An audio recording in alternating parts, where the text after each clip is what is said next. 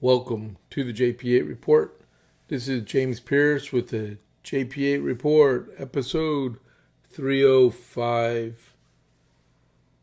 What is 18 U.S. Code 13 Section 248 and will it be used? Good afternoon, everybody. This is James. Some of y'all saw me this morning. Didn't look like very many people were watching, but that's all right. We can handle it. I didn't even get to cover everything this morning. It was so in-depth and stuff. But thank y'all very much for tuning in this afternoon to the JP8 Report. Before we get started, don't forget to click that follow button if you're not already a follower of the JP8 Report. Then click that like button for a like. Leave comments in the hard comment section. But please chat with me in the live chat. Just so you know, I said it this morning also, I can look at the chat from this angle, over here, and over here. So if I'm looking around and someone chats, I can verbally interact, or I can take a second out and type out a quick message and stuff. So don't be afraid to leave a chat in the live chat, please. And so that is what did I do the weekend? I hope y'all were busy and stuff. We're about to get hammered with some cold weather here, so I got to start winterizing everything. We're not talking about cold weather. We're talking about 16 to 18 degree low temperature. So I got to do some winterizing in the next couple of days before everybody buys everything out. And then one of the things that did happen is, we'll go over about the funeral in just a little bit and stuff. So America 250. Okay, so America 250. This morning I read what happened yesterday, 250 years ago, about the War Council in Cambridge, Massachusetts. Finally got word that we got beat at Quebec City and General Montgomery was killed. Today they issued a proclamation at the Second Continental Congress about a unity, how unified the 13 colonies were, right? I'm going to read that one too, so be patient with me. But no matter how long it takes me to read something, it's our history and it's good to learn. So we get a good in-depth understanding of what they were thinking a quarter millennium ago, all right? Because this is our semi-quincentennial. This is a proclamation by the General Court. A frailty of human nature, the wants of individuals, and numerous dangers which surround them through the course of life have, in all ages and every country, impelled them to form societies and establish governments.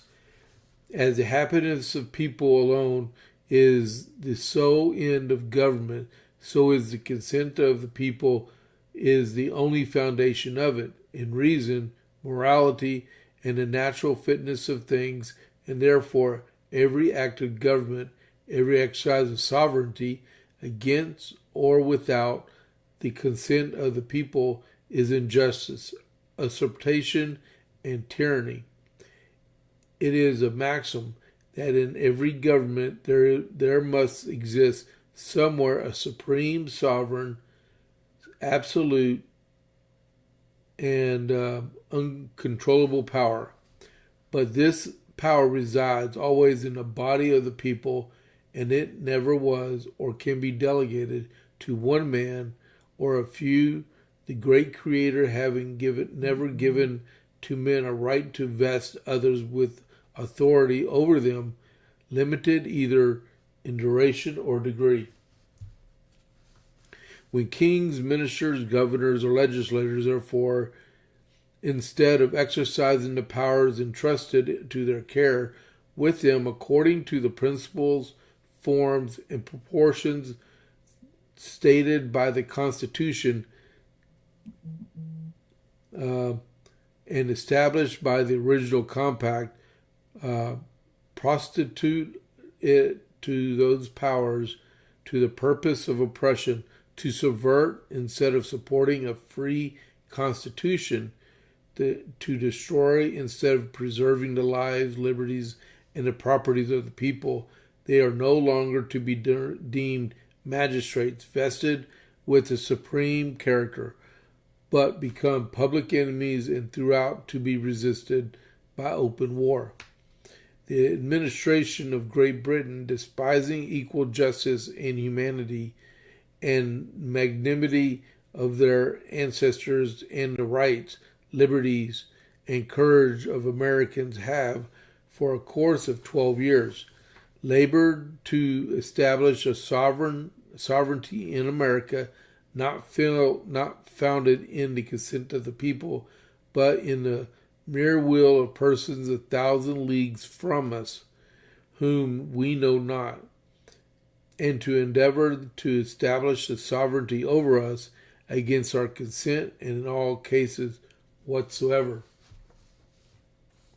The colonies during this period have recurred to every peaceable resource in a free constitution by petitions and remonstrances to obtain justice, which has been not only denied to them, but they have been treated with an unexplained indignity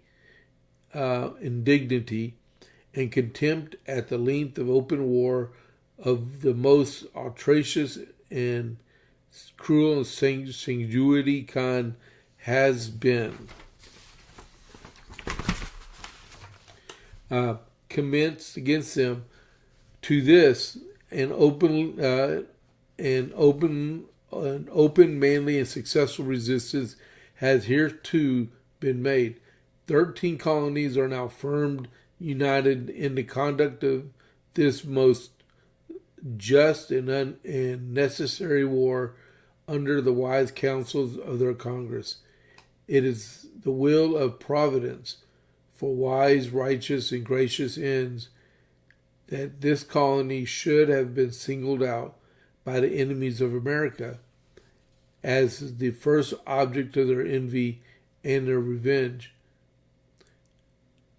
And after having had been made the subject of several merciless and vindictive statutes, one of them was intended to subvert our Constitution by charter and made it the seat of the war. No effectual resistance to the system of tyranny prepared for us could be made without either instant recourse to arms or a temporary suspension of the ordinary powers of government and tribunals of justice, to the last of which evils, in hopes of a speedy reconciliation with Great Britain upon equitable terms of Congress, advise us some to submit, and mankind has seen a phenomenon without example in the political world, a large populous county resisting the great decency of the order for more than a year without government, under a suspension of government.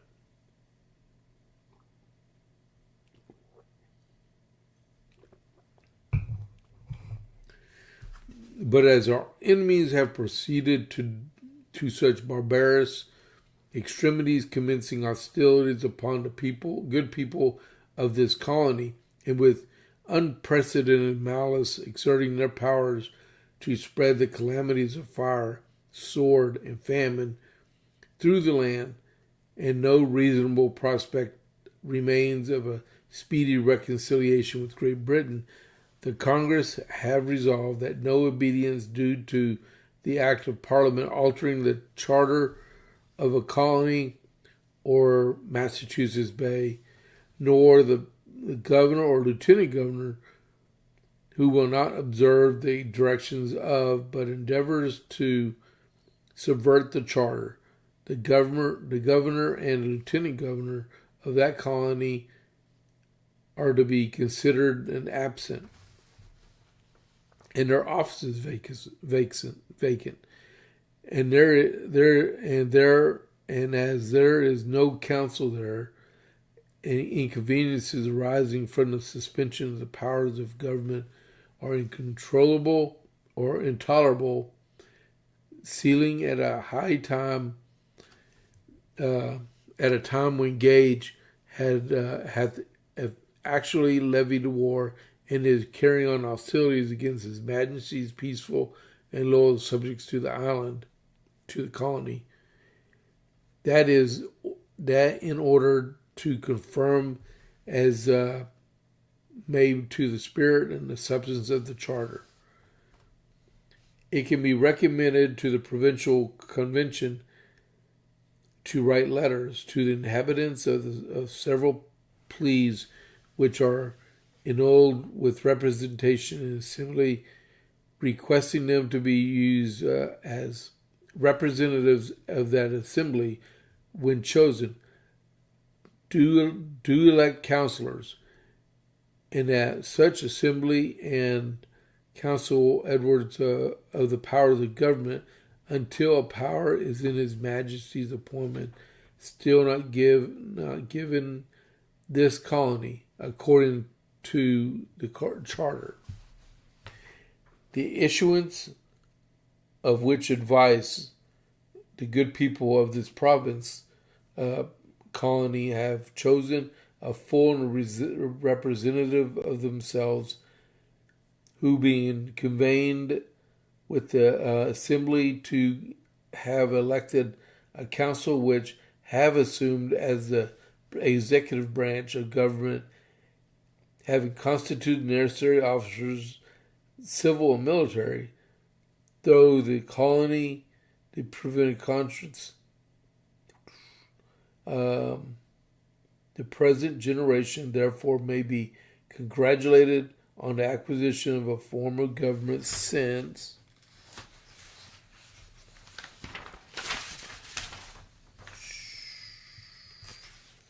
there's like barely a page left, okay? Since immediately all of its branches under the influence and control of the people, and therefore free and happy than was ever enjoyed by the ancestors, but as a government so popular can be supported by the universal knowledge and virtue in the body of the people and the duty of the ranks to promote ways and means. For this rising generation will be as true religion, purity of manners, and integrity of life among all orders and degrees. As an army has become necessary for our defense, and in all free states, the civil must provide for and contour the military power. The major part of the councils have appointed magistrates and courts over the justice in every county. In this court, giving orders whose happiness cannot be contrained with the people of this list. People that is offended by the two weapons. I missed that one. Okay, well, let's back up. As an army has become necessary for our defense, and in all free states, the civil must provide for and control the military power. The major part of the council have appointed magistrates in courts of justice in every county. And this court giving orders whose happiness is connected with that of the people that are difficult to suppose they can abuse their trust. The business of it is to see those laws enforced which are necessary preservation or virtue and gold silver,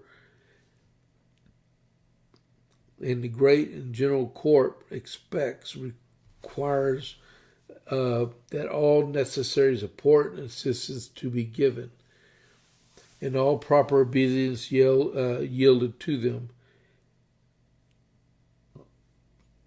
and will deem every person who shall fail of his duty in respect toward them an enemy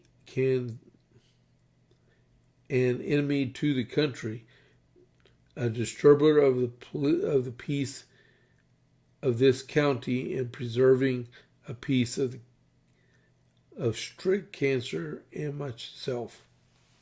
The plenty and virtue which alone can give the freedom of many people may be encouraged, and vice of immorality express. The great and general God. The print is small on this sometimes. The pretty and virtue, which alone can secure the freedom of any people, may be encouraged, and vice immorality suppressed. The great and general court have, though fit, issued this proclamation, commending and enjoining it to be the good people of this colony, that they lead sober, religious, peaceful lives, avoiding all blasphemies, contempt of the Holy Scriptures, and the Lord play, and all other crimes and misdemeanors. Such debauchery, profligacy, corruption, virality, all riotous and tumultuous proceedings, and all the immoralities whatsoever, and that they were decently here and reverently told the public worship of God at all times, acknowledging which gratitude his merciful imposition in their behalf, devouring and crying in him as the God of God of armies, by whose favor and protected alone they may hope for success in their present conflicts.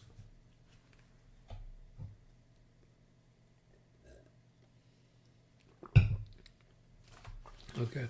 And all judges, justices, sheriffs, grand jurors, tithing men, and all other civil officers within this colony are hereby strictly enjoined and command that they contribute all in their power and their advice, exertions, and example awards toward a general reformation of manners, and they are bringing to condign punishment every person who shall commit any crimes or misdemeanors, foreskin, or that shall be guilty of any immoralities whatsoever, and on that day they can use their uttermost endeavors to have the Republicans and of the Congress, and to the good and wholesome laws of this county duly carried into execution. As for the ministers of the gospel within this colony, have during the relation of the powers of civil government exerted themselves for their safety, it is hereby recommended to them. Next.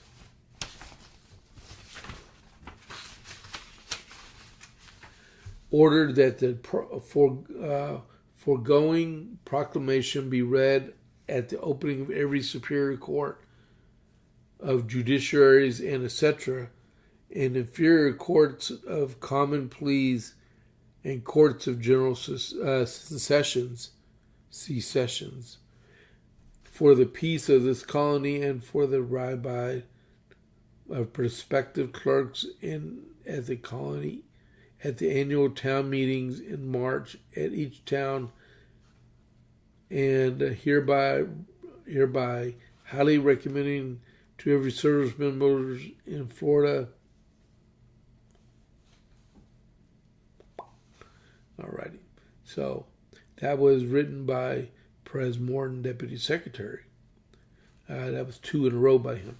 All right. So this is a letter of unity from the Second Continental Congress to the people of America, and hopefully it gets back to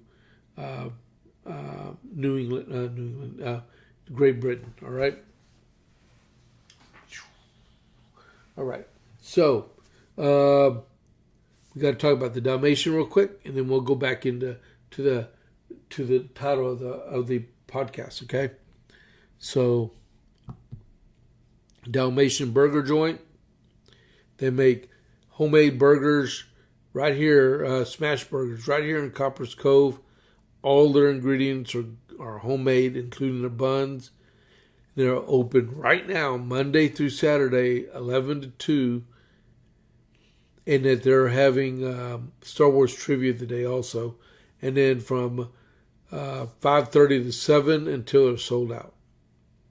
And as far as I know, all kinds of people are eating at this restaurant, and that they just want to give something back to the soldiers. So if you come in and answer the correct Star Wars video, you'll win. And you'll win very well. These guys will have a job. And,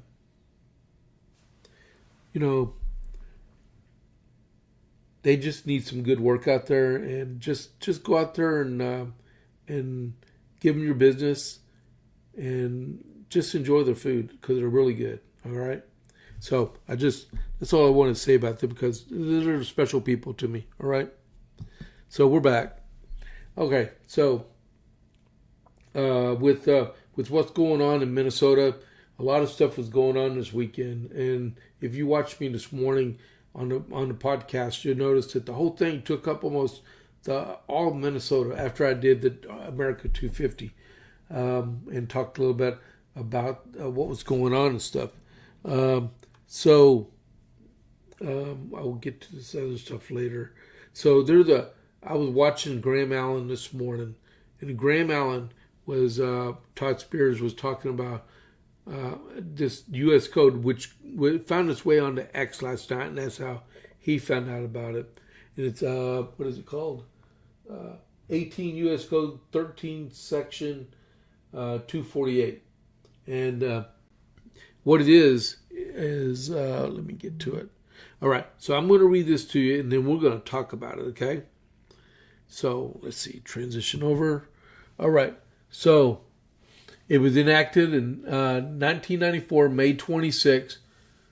It is called the FACE Act, Freedom of Access to Clinic Entrances Act of 1994, pursuant to the affirmative power of Congress to enact this legislation under Section 8, Article 1 of the Constitution, as well as the purpose of this act is to protect and promote the public, establishing federal crime penalties and civil remedies for the certain violent, threatening, obstructive, and destructive conduct that is intended to injure, intimidate, and interfere with persons seeking to obtain or provide reproductive health services. So you might be asking real quick, okay, what does it have to do with what's going on in Minnesota?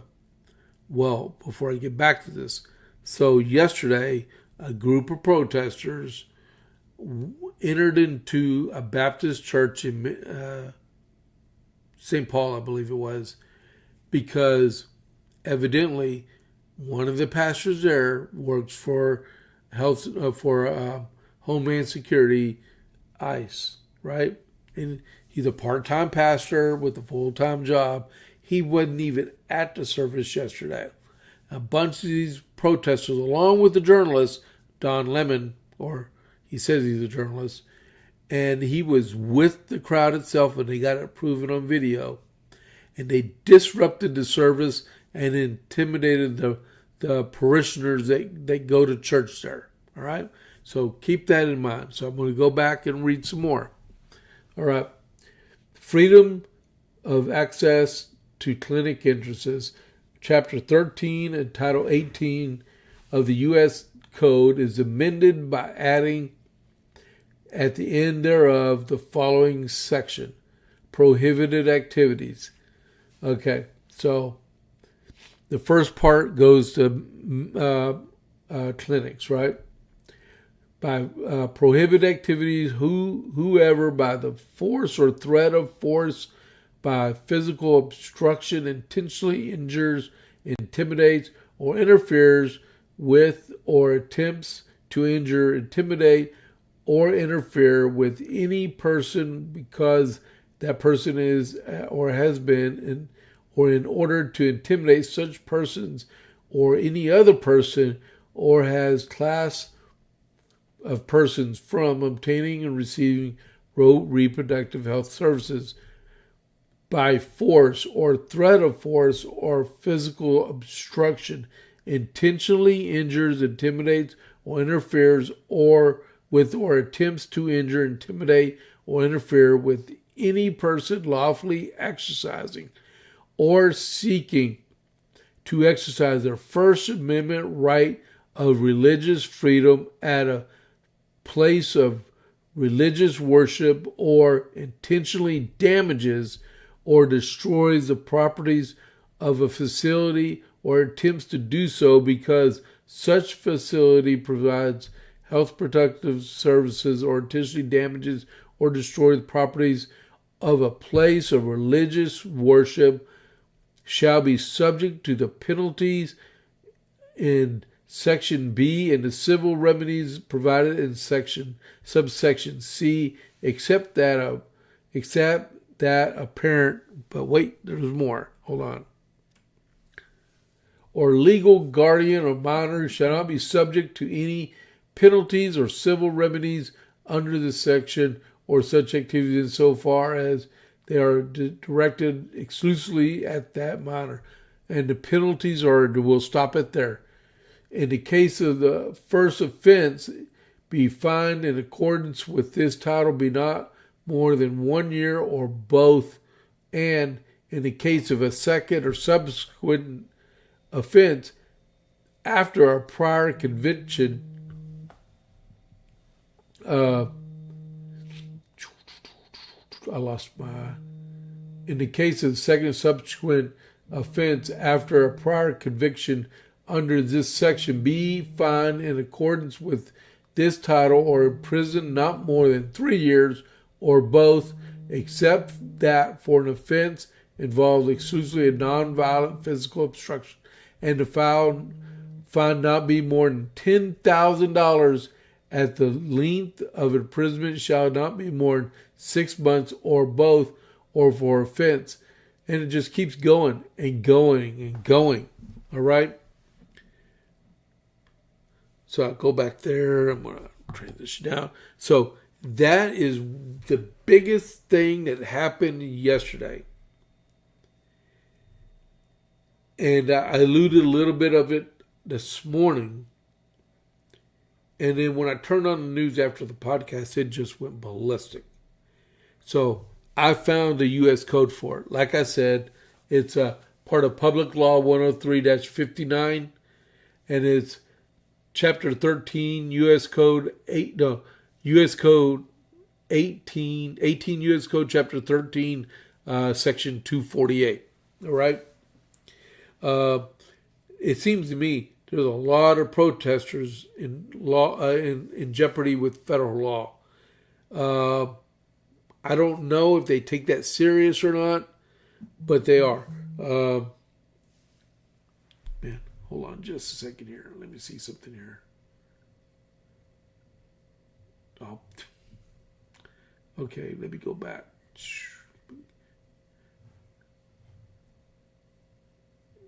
There we go. All right, I'm back. All right.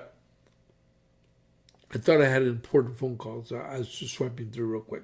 All right. So if you don't know what I'm talking about, A mob of, or I call them rioters instead of agitators, a mob of anti-ICE rioters stormed a church Sunday in St. Paul, Minnesota, interrupting a worship service. See, they broke federal law from just what I just read. All right. After protesters claimed a pastor inside was affiliated with ICE. There was a pastor there, but he wasn't present at services that day. A video shows the agitators chanting "Justice for Renee Good" inside the sanctuary at City's church as the service began, raising concerns among law enforcement and religious leaders about protesters targeting houses of worship and escalating anti-ICE demonstrations across the Twin Cities.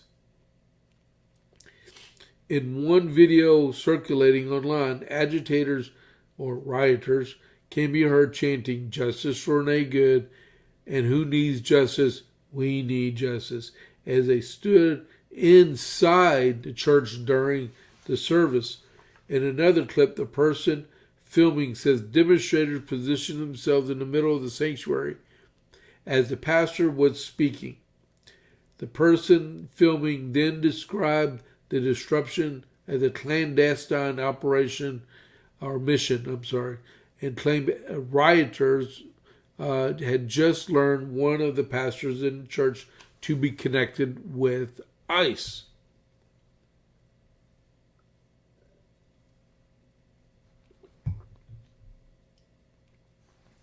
Oh, yeah.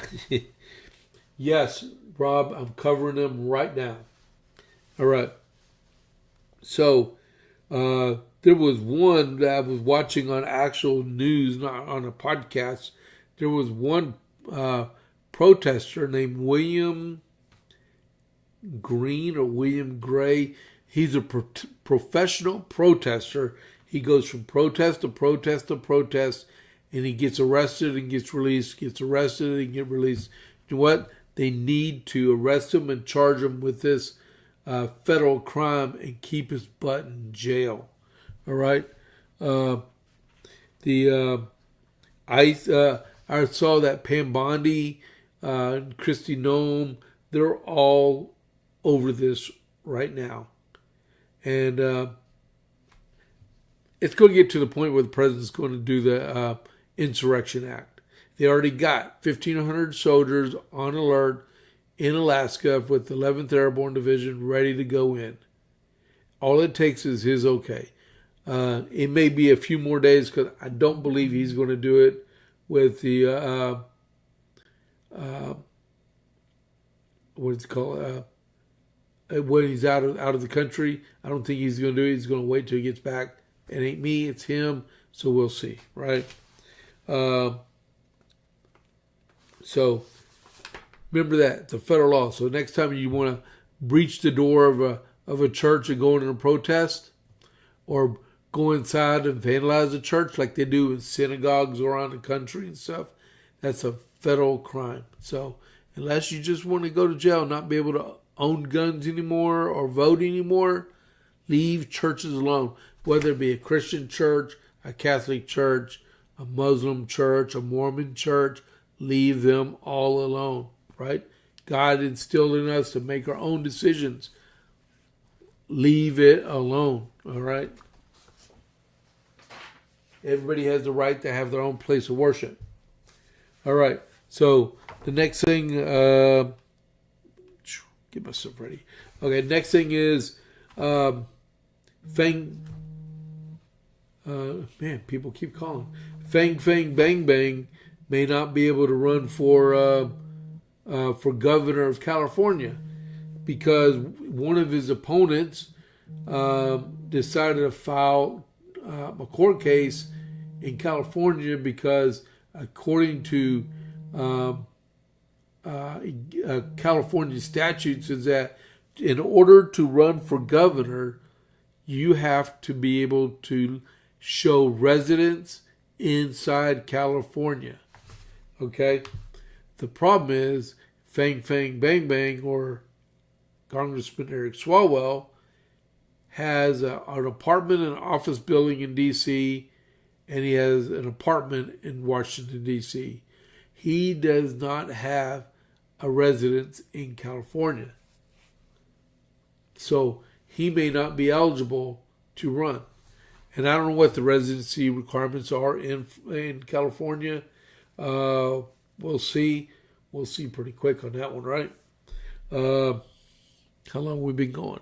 It's already 12:35.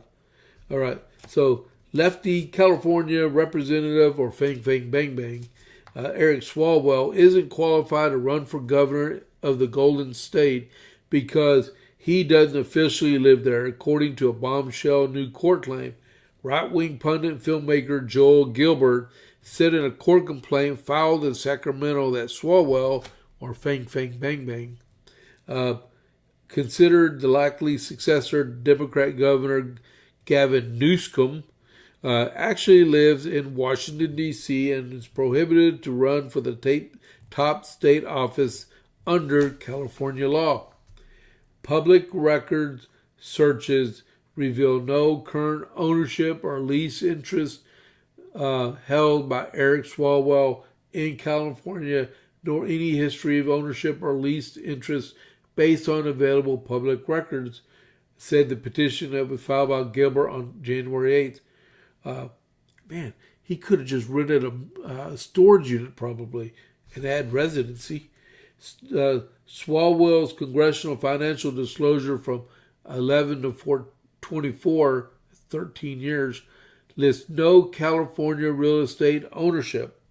Gilbert said in the filing that California addresses Swalwell's claim to a campaign filing December 4th is actually the office of the congressman's lawyer and not a residence. I don't know what qualifies a residence. Do you have to have a kitchen and a bathroom and an additional room in the house? I don't know.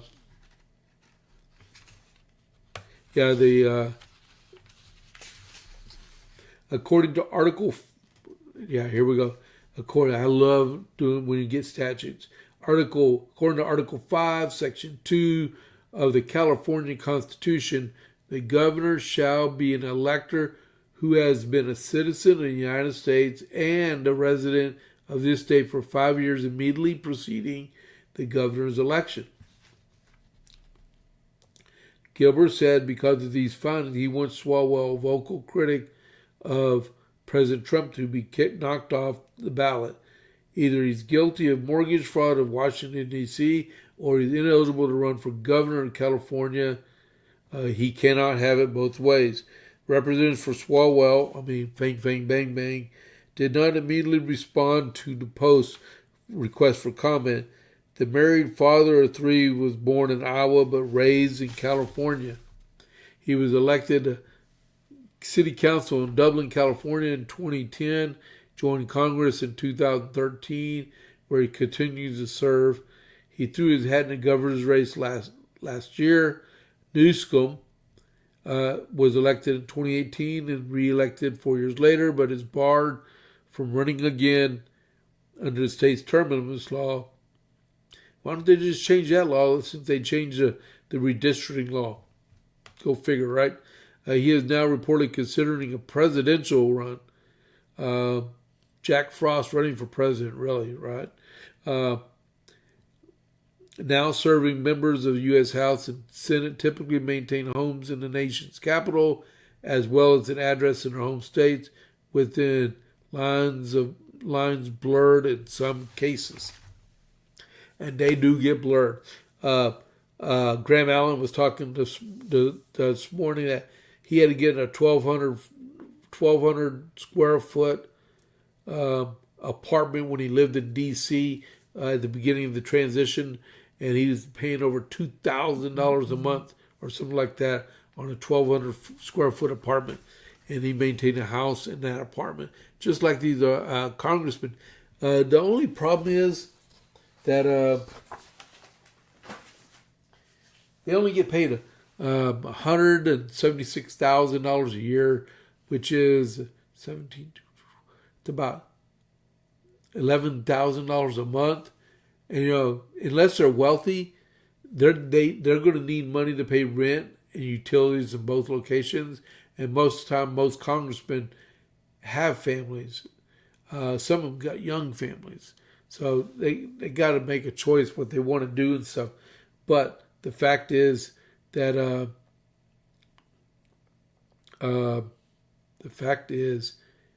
it takes money to be a congressman.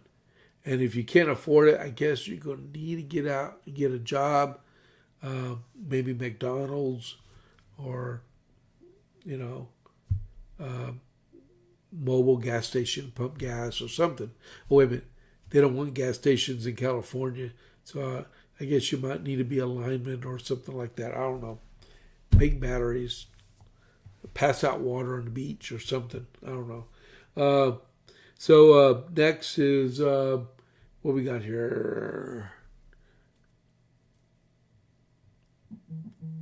We are at 12:40. I can do me. Hold on just a second before I go to my next one. Maybe. Nope, I can't do that one. All right, I'll do this one. All right, so. All right. You've probably noticed Rumble is growing fast and is not slowing down. They're building a real alternative to big tech, and that puts creators first and actually protects free speech. And there's Rumble Premium, an easy way to upgrade your experience. With Premium, you get ad-free viewing across the platform. No pre-rolls, no interruptions, just content you came for. Plus, premium members unlock exclusive content like bonus videos, behind-the-scenes drops, and even from your favorite creators like me.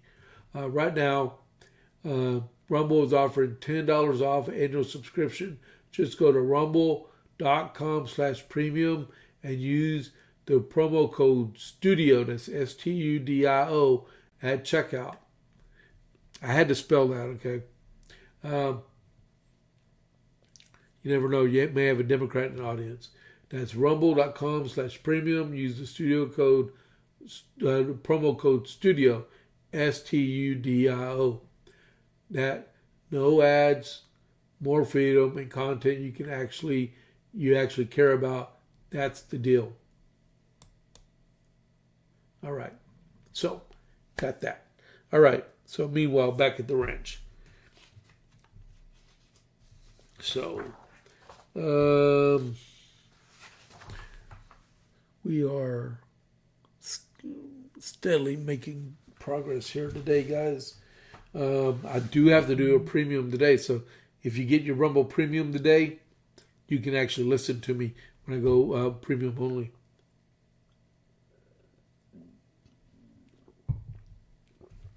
Don't forget to click that follow button. And don't forget to click that like button, please. All right? And feel free to chat just like Rob was doing just a couple minutes ago. All right? Let's see. Where do I want to go? Yes. I will do these two right here. All right. So, where's my pencil? I did that one. Okay, so over the weekend, J.D. Vance, our great vice president and future president, was talking about midterms and the stupid mistake the Senate in Indiana made by not forwarding a redistricting bill to Governor Baum. All right. Greetings from the Commonwealth of Virginia, where Democrat Abigail Spanberg became our governor Saturday at noon, where a bluish state is about to become a deep blue state for generations to come, and that's something that's making Vice President J.D. Vance extremely angry. Vance let his frustrations be known on X, calling out Indiana Republicans for failing to act on redistricting late last year. Guess who's not going to fail to act on redistricting ahead of this year's midterms? Virginia Democrats.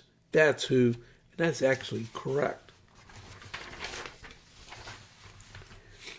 First, let's look at Vice President's tweet. Oh yeah, I got this from redstate.com if you're wondering, which calls out Indiana's Republican Senate President pro tem, yeah, because he's temporary, Roderick Bray, for not even trying to back his extraordinary Democrat abuse of power.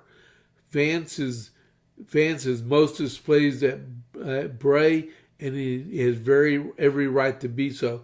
And here's what's going on. The vice president made his comments Saturday in response to a tweet by Republican Representative Jen Kiggins, Virginia District 2, who was sharing the results of a Friday vote in the Democrat-controlled House of Delegates. The Virginia House had just voted to advance an amendment to the state constitution that would allow a congressional map to be drawn, possibly netting Democrats 4 seats in Congress. Wow. Kiggins is one of those seats that would be lost for Republicans. The redistricting amendment would have had to pass a voter referendum. Okay, the redistricting amendment would first have to pass a voter referendum before it can go into effect, with Democrat Abigail Spanberger now firmly ensconced in the governor's mansion. She will likely set the referendum vote date in sometime in April. If it passes, it can take effect in time for the midterms in November. How in the world is it? How? You have to, if you do the math, if you have a vote in April, then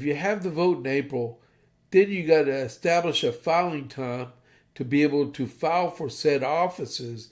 You have to have a primary, and then you have to have the general election. How's there time for this? Unless they're going to manipulate it somehow. But wait, it says, but wait, you say, can't the Republican Party fight the referendum and stop this disaster from happening? Technically, yes, but the results from last November speak for themselves. Republicans have given up on Virginia.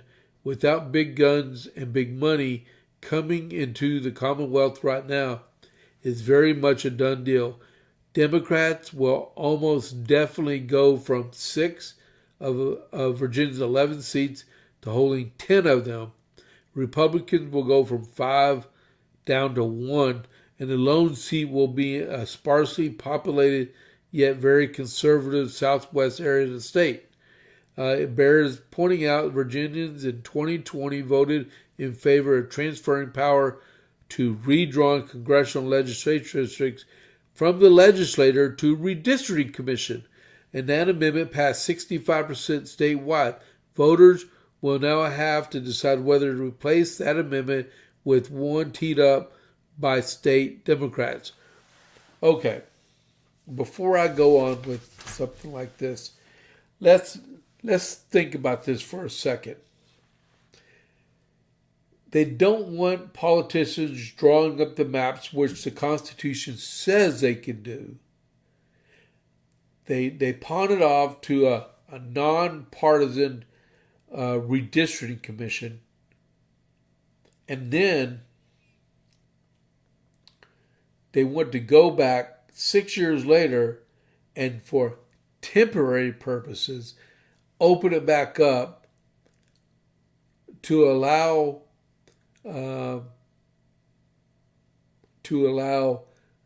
politicians to be able to redistrict. And it'd probably be majority minority districts. So unless the Supreme Court rules on that, it may not even go in effect. right? Uh, if you since that was in the Constitution, there's got to be a certain percentage of the vote above 50% to change the state's constitution, to override a constitutional amendment. California just did it. California did it, and I do believe they got like 65% of the vote, I think. But it's in court right now because the map maker that was made the maps for the legislature went and went and told people that he purposely made majority minority districts, and that might be the part that gets that case thrown out, right, in favor of Republicans. And then if the Supreme Court rules on the Voters' Rights Act that where you will not have majority minority seats, it has to be per voting and not by a race. That might throw the part of Virginia out. We'll see. But what he was saying, what they were saying in there, Roderick Bray says he was a great guy and stuff, but he didn't do nothing. All he did was put the Republicans at risk.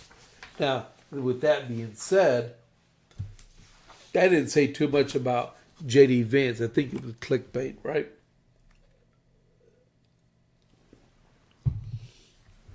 But President Trump is on a... Whoa, I pulled out the wrong one.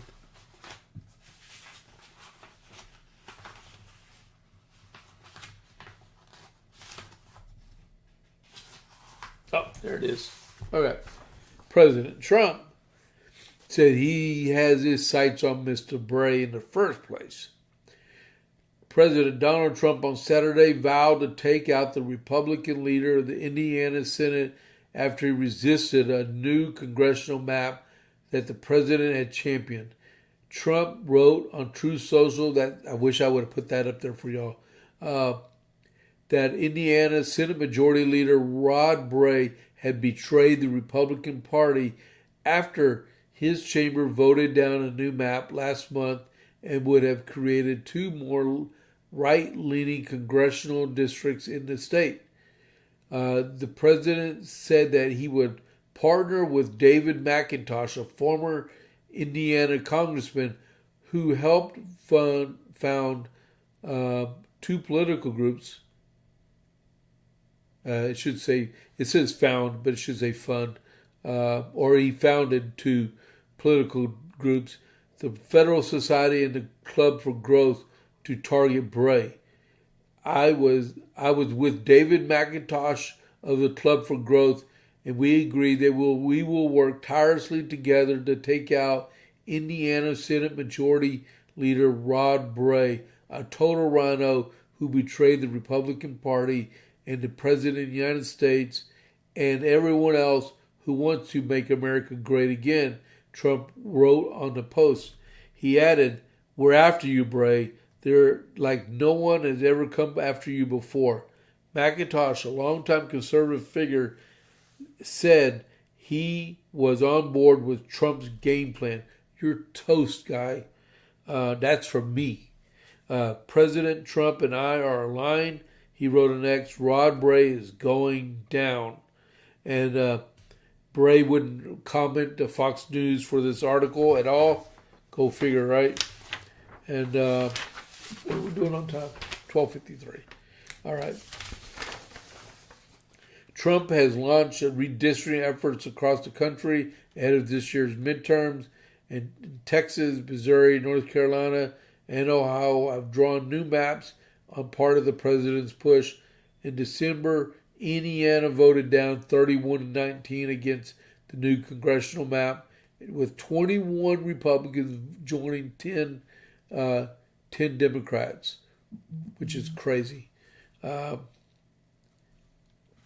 So he is in lots of trouble. I would not put money on Mr. Bray winning re-election and not even making it past the primary. You know, we were talking about this Okay, so if you didn't know, I've been doing interviews with candidates from our county, at Coryell County. I'm doing some uh, stuff with Bell County and congressional candidates. Matter of fact, I got a congressional candidate coming over Wednesday morning, Stephen Dow, right? I asked one candidate last week about what's his views on closed primaries because Texas is one of 17 states uh, that has open primaries in it. And we were talking, and it's like when you have an open primary, Democrats can go over the Republican can go over the Democrat, and it's their way of trying to flaunt the results of said primary, right? So if you have multiple Republicans in a heated battle, and you have like you already know who your nominee is going to be on the Democrat side, you can wait to vote in the general election, or you can decide to vote in the Republican primary. Go vote for the Rhino Republican, the weak Republican, right? Knock out the conservative Republican, and then when the general election comes, you can go out there and then vote for the Democrat because you have a weak Republican over. Nobody wants the weak Republican. They'll vote for the moderate Democrat or the liberal one and get him elected. They do it all the time. We're tired of seeing it. And this is probably an instance of that. I don't really know if Indiana has open or closed primaries. It seems like they have an open primary system. Or they just got some guys with no guts in them, right? All right. So I got that one done. That one's done. And that one's done. We're going to talk a little bit about Texas real quick, okay? In the Texas scorecard, they were talking about campaign finance reports. Believe it or not, Greg Abbott has $105 million war chest. They just filed their campaign finance reports last Thursday because I filed mine last Thursday. Wednesday or Thursday. I think it was Thursday. Greg Abbott is heading into the 2026 election year with a massive financial advantage according to a newly filed semi-annual campaign finance report. A statement from Abbott's campaign touted that he had received more than 1 million unique individual contributions over the course of his gubernatorial campaigns, with nearly 90% of those contributions coming from Texans. And then his most recent reporting period covering the second half of 2025, his campaign raised $22.7 million through more than 48,000 contributions. And the TEC, the Texas Ethics Commission, filings show the overwhelming majority of Abbott's campaign cast is not being held in his candidate account, but in a supporting political action committee. All right, so they can spread the wealth.